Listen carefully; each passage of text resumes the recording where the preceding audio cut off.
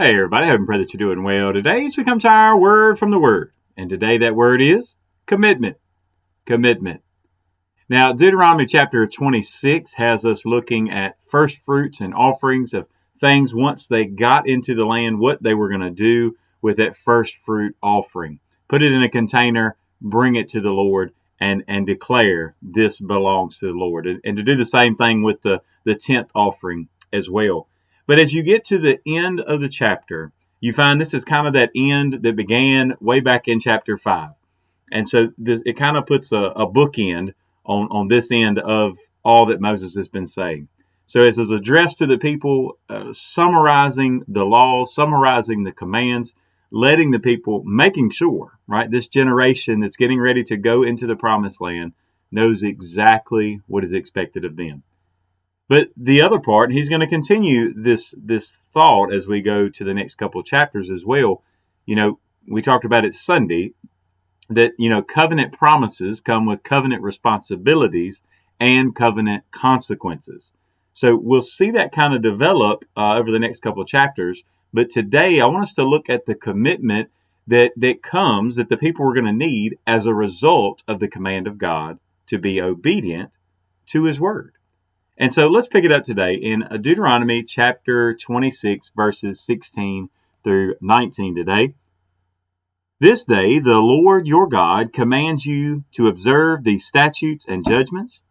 Therefore you shall be careful to observe them with all your heart and with all your soul.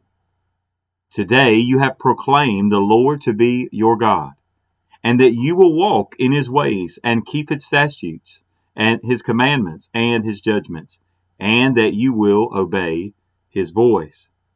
Also today, the Lord has proclaimed you to be his special people, just as he promised you that you should keep all his commandments, and that he will set you high above all nations which he has made, in praise, in name, and in honor, and that you may be a holy people to the Lord your God, just as he has spoken. In other words, God has great plans for you, Israel. And just as the people were kind of, in a way, in a fashion, rededicating themselves to the Lord, it's as though the Lord was reestablishing. I won't say he's rededicating because he didn't back up from what he was doing in the first place. Reestablishing the promises that he'd already made. That yes, the truth that he had chosen them as a nation. And so he was just confirming what has always been the case. So he's letting this generation know, look, just as you have said today that yes, you will serve the Lord and that he is the Lord your God, today he's also reminding you that you are a special people. Now, as we think about that, isn't that kind of what commitment is supposed to look like? Right? That you are dedicated to the one that you love. Dedicated, I mean, that's what marriage is. Marriage is a commitment. Even friendship is a commitment. Church membership is a commitment. Even your job is a commitment, right? There's some give and take a lot of times in those things. But the commitment part of it is, look, this is what I said I would do. I'm going to fulfill it. Now, we've had some of this that we've had. You remember taking a vow, right? It doesn't say you have to take a vow, but that if you did, you had to make sure that you stuck with it and you fulfilled your vow. Well, here it's almost kind of in that same sense that the people have said that he was their God. He was the Lord their God. All he's going to do, all the Lord is going to do now is make them stay true to their word.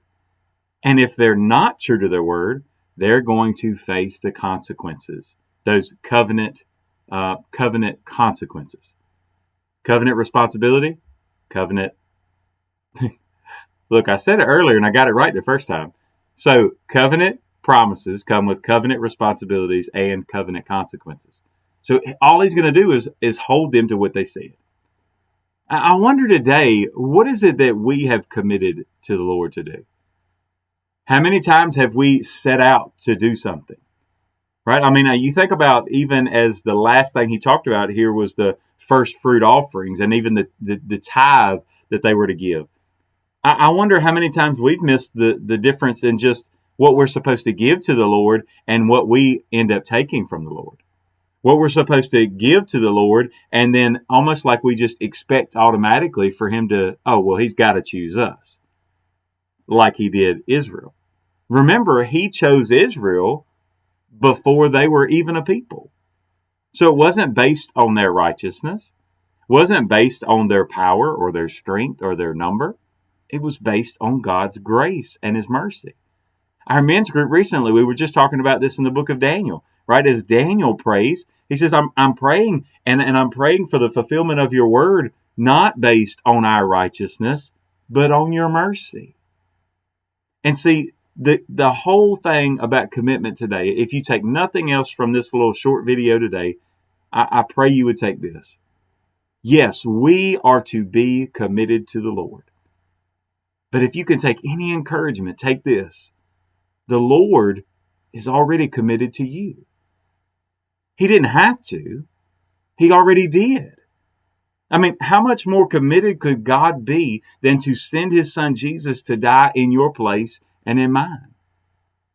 That's why Paul can say, if God be for us, who can be against us? See, it's not that God is backing up my plans and he's behind me in what I'm trying to do. No, God is behind me, protecting me from the enemy. God is also the one that's directing me in the way that I should go. And when I go his path, he's going to keep me on that path. All I need to do is be committed to obey. If I have said, and if you have said that, yes, you are the Lord, my God, Jesus, I want to look like you. I want to act like you. I want to talk like you. And we have said with our mouths that we have committed to make him Lord of our lives. Then what God expects from you and from me is for us to just simply fulfill that which we've already committed to do. So, today, will you be committed? God bless you, and I pray you have a great, great day.